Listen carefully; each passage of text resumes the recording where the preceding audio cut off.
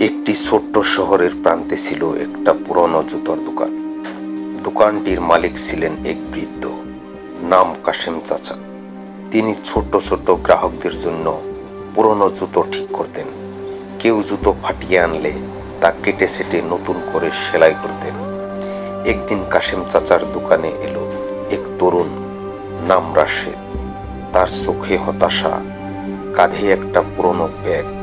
সে বলল, চাচা, আমার চাকরি নেই, টাকাও নেই, আমি ভেঙে পড়েছি। কাশেম চাচা হাসলেন, বললেন, তোমার মনের ভেতরে সব উত্তর আছে রাশেদ। একটা প্রশ্ন করো নিজেকে, তুমি কিসে ভালো? রাশেদ বলল, আমি শুধু জানি কিভাবে জুতো তৈরি হয়। আমার বাবা ছিলেন এক মজার কারিগর। কাশেম চাচা মৃদু হেসে বললেন, তাহলে শুরু করো এখান থেকেই। শুরু করো তোমার বাবার শেখানো কাজ দিয়ে। এক জোড়া ভালো জুতো তৈরি করো নিজের হাতে, আমি তোমাকে আমার দোকানে জায়গা দেব। রাশেদ প্রথমে ভয় পেল, কিন্তু তিনি শুরু করলেন। এক সপ্তাহের মধ্যে বানালেন এক জোড়া চমৎকার হাতের তৈরি চামড়ার জুতো। এক গ্রাহক এসে সেটি কিনে নিল এবং শহরে রাশেদের নাম ছড়িয়ে পড়ল। ধীরে ধীরে রাশেদের তৈরি করা জুতো হয়ে উঠল স্থানীয়দের প্রথম পছন্দ। আরো চাই, এই ডাক এলো ক্রেতাদের কাছ থেকে।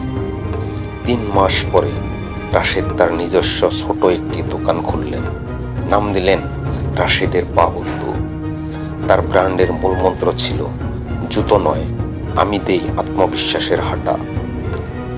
একদিন এক নামকরা উদ্যোক্তা শহরে এলেন। তিনি রাশেদের দোকানে এসে তার পণ্যের প্রশংসা করলেন। বললেন, তোমার এই ব্র্যান্ড বিশ্বজুড়ে পৌঁছাতে পারে যদি তুমি সাহস করে বড় চিন্তা করতে। রাশেদ সেই দিনই সিদ্ধান্ত নিলেন, নিজেকে আর ছোট্ট ব্যবসায়ী ভাববেন না। তিনি সোশ্যাল মিডিয়ায় ব্র্যান্ড চালু করলেন, তরুণ ডিজাইনারদের যুক্ত করলেন এবং চমৎকার ডিজাইন ও আরামদায়ক জুতোর জন্য দেশ জুড়ে পরিচিত হয়ে উঠলেন। একদিন টিভিতে সাক্ষাৎকারে রাশেদ বললেন, আমি ভিক্ষা চাইনি, আমি সুযোগ খুঁজেছিলাম। আমি নিজেকে বলেছিলাম, আমি জুতো বানাই না, আমি স্বপ্নের পথে হাঁটার সাহস দেই।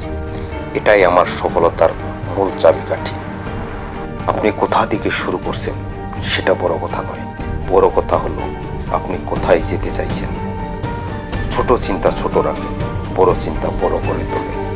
নিজেকে ভিক্ষুক নয়, স্রষ্টা ভাবুন, সৃষ্টি করুন, দিন শেয়ার করুন।